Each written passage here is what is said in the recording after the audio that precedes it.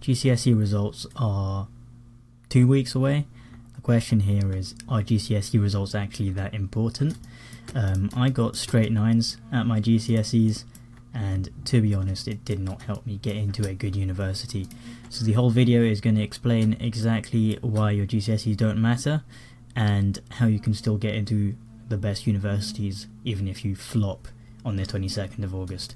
So if we get straight into it, I mean, the information out there is quite shit. If you Google it, most of the websites out there will say that GCSE grades will affect your courses and the universities that you apply to. But in reality, like when I was applying to med school, for example, there was only a single university that actually looked at my GCSE grades, which was King's College. That was the only reason I applied to King's College, was because they looked at my GCSE grades and I had strong grades, so I thought it would help me get in, right? Turns out they barely care about it as well. I didn't get an offer from King's. That was I think it was the one med school that rejected me straight off the bat, didn't even give me an interview. And it was because I didn't do that well in my UCAT. Sorry for the lag on the camera, by the way.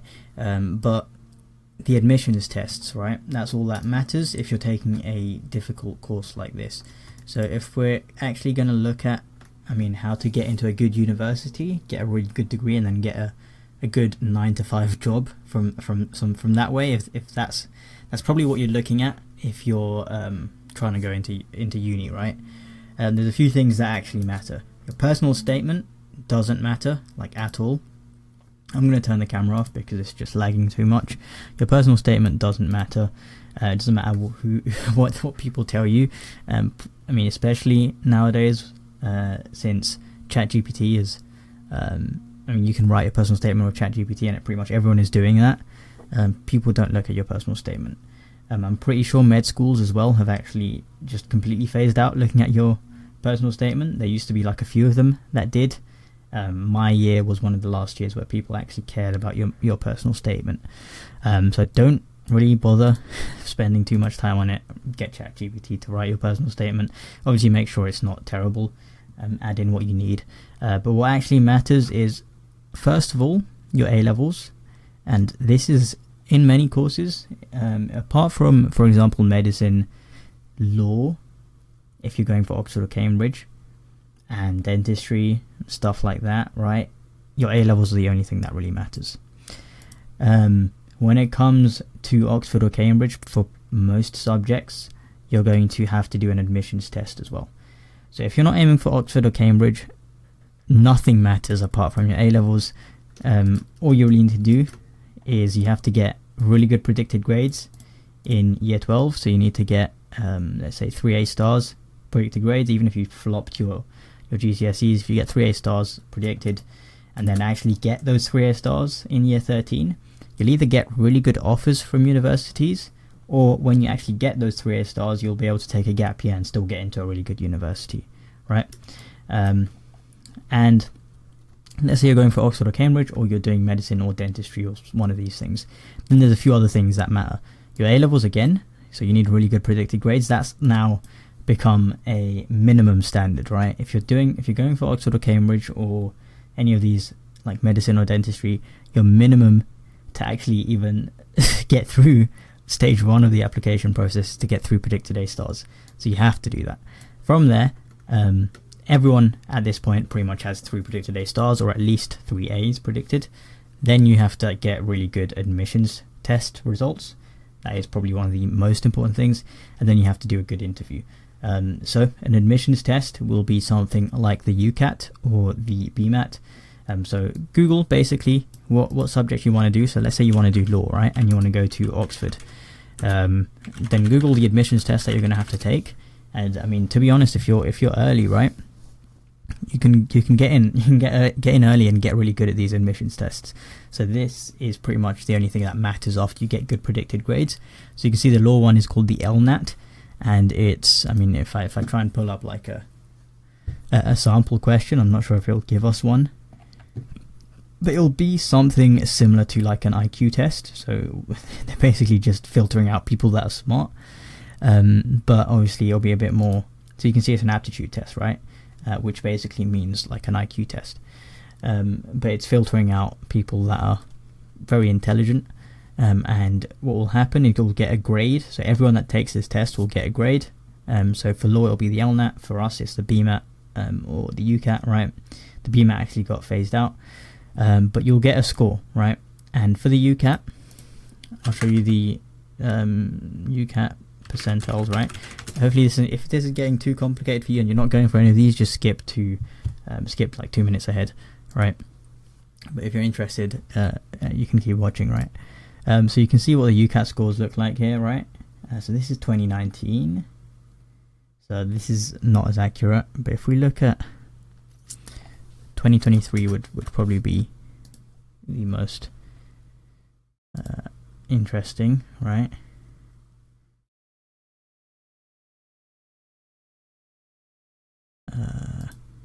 Either way, I mean, this will sort of give you an idea. So you get a score between like 2,000 and 3,500, right? And you want to place in a decile. So you can see the 9th decile is everyone that is, it's the top 10% of students that took this exam, right? That means you're in the top 90%, or sorry, you're above the 90% of the other students, right? And that's what you have to do if you want to get into King's. So the reason I got rejected from King's immediately was because my UCAT score was in the 8th decile. So I was only in the top 20% of people who took this UCAT exam, and King's just didn't even bother giving me an interview. Every other university gave me an interview as well. For both my exams, I was in the top 20%. I'll just be completely honest. If you're taking one of these exams and you're in like the top 10 or even 5% of this, it's extremely hard to not get into the university. So if you get like a 3,000 plus UCAT score, it's so difficult to not actually get into a med school. You're almost guaranteed, unless you just really fumble your interview. But yeah, I mean, that's sort of what you want to aim for. So you want to get really good A-level predicteds, and you have to get really good admissions tests. You have to do all of these in the summer of year 12, so it gets really intense. And then you might have an interview stage as well. So that will be around December and January, where you're going to get invited to interviews from the people from the colleges, universities that you took admissions tests for, and you probably want to do some preparation. That actually is again a bit more like another exam.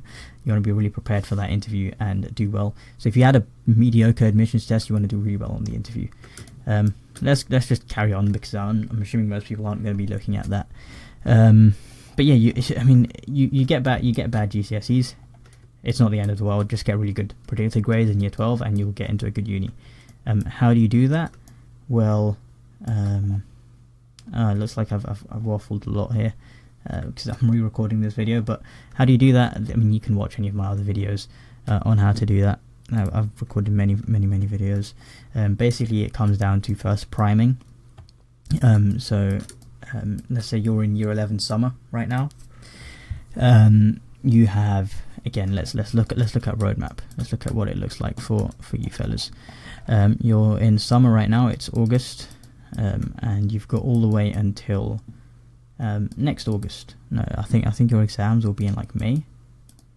You've got around like 11 months right here to basically ensure that you get 3 A stars in your year 12 end of years. Okay, and this is pivotal. This is almost your last chance to get into a good university. If you're aiming for that, and if you want that, this is almost your last chance. So there is literally no reason for you to leave it late. You've seen probably what it leads to if you leave it late with your GCSEs. Maybe you did well in your GCSEs.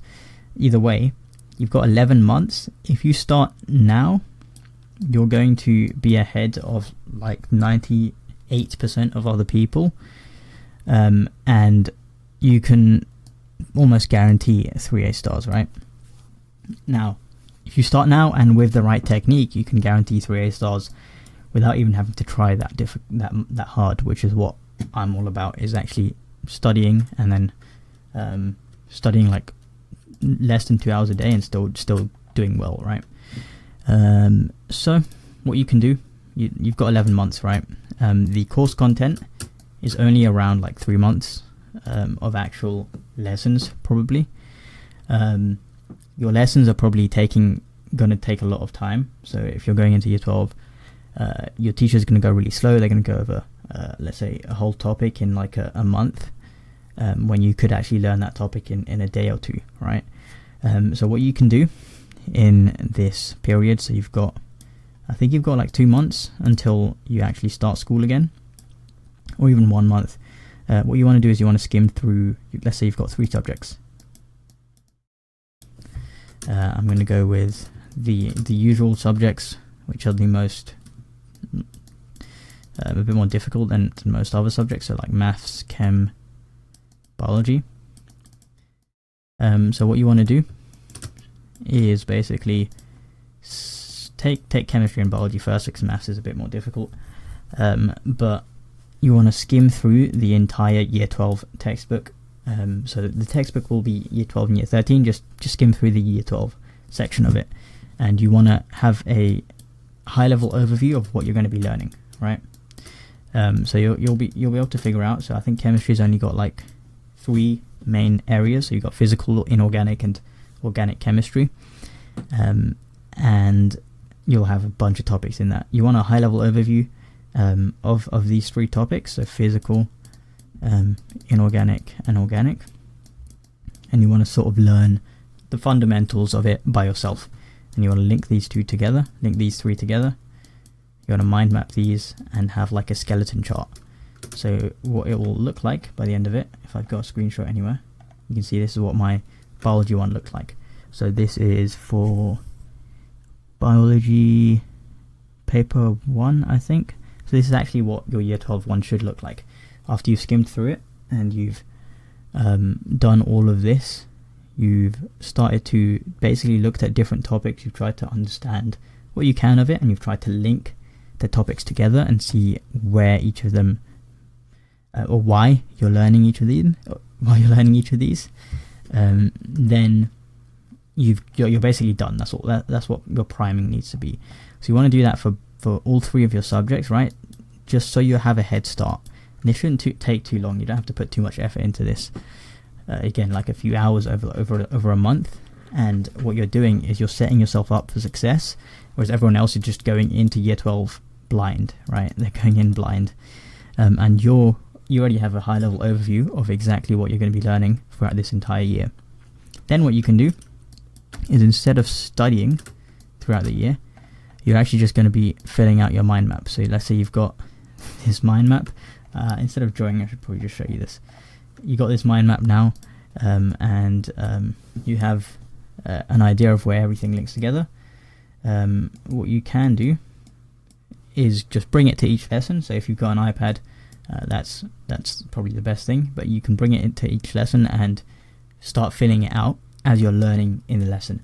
So the biggest cheat code in year 12, everyone will tell you this if they've actually done the opposite of it. So what I did is I didn't listen in lesson, and I just slept in my lessons and learned everything at home because I thought that was better. But the biggest actual cheat code in year 12 is listening in the lessons and paying attention, because if you do that, you just don't have to study at home. And if you do it well, using a technique like this where you're looking at everything from a high level point of view, again, you definitely don't have to study at home. So what you can do is you can take this mind map to lessons, you fill it out during the lessons, you ask real good questions that you're actually curious about, to the teacher. So let's say you're learning about the heart, and you've maybe read up a bit in the next section, right, about the nerves, and there's some sort of connection there that you know, and maybe you ask them a question about like how if there's actual let's say synaptic clefts and neurotransmitters being released in the heart because they've got like this they've got like this nerve thing that the nerve pulse goes from down to the up, like goes like this direction, right? But you sort of ask these questions that you're actually curious about, that you've been researching in your own time before when you're priming, right? And in that sense, you actually start to enjoy learning this stuff a bit because you're actually curious about it as well. But yeah, just do that. Ask real questions. Also, let's say I mean, let's say you have a topic test coming up after like a month or so. If you want to do well in the topic test, you just have to do a decent amount of practice questions, and again, from those practice questions, you're going to learn new things. So from the mark schemes of those practice questions, you're going to learn new things about that topic, and you can continue to fill out your mind map. But if you don't really care about scoring well on a practice test, then just take the test and make sure that you sort of understand what's going on. And if you do bad in the test, just read up on each of the questions and make sure you learn from those questions, right? What I would say is, for me, when I was in year 12, I think we're coming out of COVID, so we didn't actually know. I mean, again, there's like a chance of another outbreak, and if something like that happens, your practice tests will end up being your predicted grades. So I didn't sort of risk it. I sort of put a lot of effort into some of these tests, and I mean, if you want to do well in these, you just have to practice loads of questions. Anyway, what you'll end up with is something like this. As you're building it out throughout the year, you should be able to continue to fill it out and make this massive map, which is just basically an entire map of your subject. And you become, I mean, you can think of this on the fly. If someone asks you a question about like ligase, right, which is like an enzyme, you can tell them how it links to the blood, and stuff like that. And you're basically encoding this information, so you're not going to forget it throughout the year. So what people will do, the biggest mistake people will make in year 12 is they'll learn a lot in topic 1, they'll spam flashcards for topic 1, and then they don't come across topic 1 again until the end of the year, and they forget all of it. This method, you're never going to forget any of it. And then what you can do is reinforce it as well, so you can rejig the mind map, pull out a new piece of paper or new canvas, and try and do it from scratch as well from your head. And basically what you'll get from that for chemistry, biology, maths is a bit different. I think with maths you probably just want to do practice questions, and then also keep a small mind map on like how different mathematical techniques link to each other. But maths is just doing loads of practice questions. But yeah, by the end of that, you'll have this sort of massive mind map for all of your subjects, and you'll be confident, and you'll get 3 predicted A stars without even trying. And then you're Gucci, right? You're pretty much guaranteed a spot or an offer from your universities. And then if you're taking Oxford or Cambridge, or you're going for medicine and dentistry, which is really important, you're going to be in for a hell of a ride for year 12 summer, because as soon as you finish your exams, your end of years, you're going to have to do admissions tests, which are probably even more difficult to actually prepare for than actual A-levels, because they're just completely different from what you've been preparing for your whole life. Unless you're really smart, you'll just be naturally good at this, because it's pretty much an IQ test. And then you're going to have to get prepared for interviews as well.